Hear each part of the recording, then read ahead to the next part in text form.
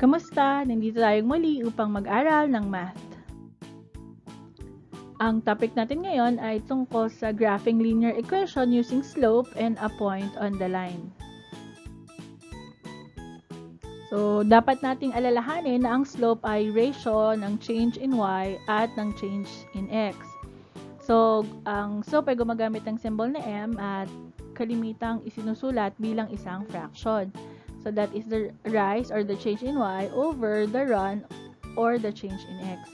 So, pag sinasabi nating point on a line, ibig sabihin naman ito ay isang ordered pair given on which the line passes through. So, isang ordered pair o coordinate na dinadaanan ng line.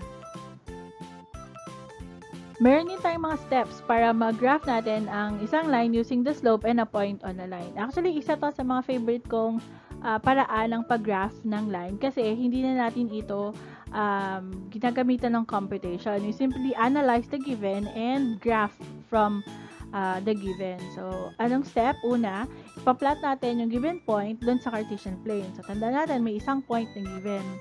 Tapos, gamit yung point na yon, gagamitin natin yung given na slope para ma-determine natin kung ilang units ba ang kailangan natin para mag-move up at mag-move sa right. So, that represents our rise and the run. And then, we name the second point and we draw the line through the points. So, now let's graph the line which passes through -1, -2 and whose slope is 3/4.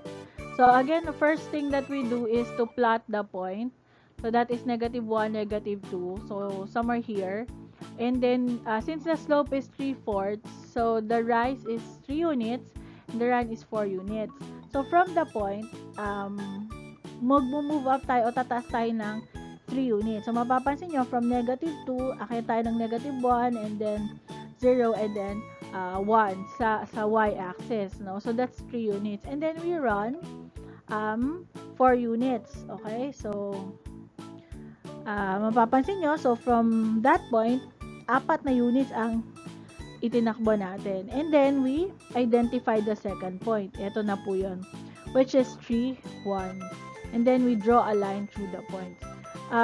Kung gusto pa nating mahanap yung third point, mula dun sa 3, 1 o dun sa second point, pwede ulit tayong mag-rise ng 3 and then mag-run ng 4 para marating natin yung third point. Just to check. Ngayon, nasubukan naman natin i-graph yung line which passes through point 1, 0 and whose slope is -3. So, dito makikita natin ano mangyayari kapag negative yung slope natin. So, first, we plot the point 1, 0. So, it's here. So, it lies on the x-axis.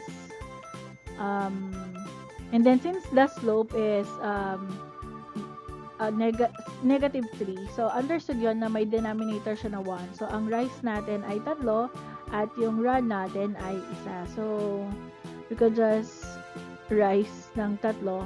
Pero yung run natin, imbis na papunta sa right, pupunta tayo sa left. Okay, so, kasi negative yung slope natin. And, let's identify that. So, that's 0, negative, 0, 3, and it lies on the y-axis. Pero, sometimes, dahil negative yung iba, ang ginagawa nila, instead of going up and then going to the left, they go down, still 3 units, and then they proceed with going to the right, no? So, mapapansin nyo, pag ginawa nyo to, yung points natin, which is 2, -3, when you identify that as a second point, kasama nung 0, 3, actually, third point na nga siya, kung tutuusin. And you draw the line, they still lie on the same line, okay? So, whether you move upward, as long as you go to the left, or you move downward, then you go to the right, it would be the same. It indicates na ang slope natin ay negative. Ayan, so hanggang dun na lang muna tayo. So, kung meron kayong mga tanong, pwede nyo itong iparating sa atin. Sana meron kayong natutunan para sa araw na ito. Hanggang sa muli!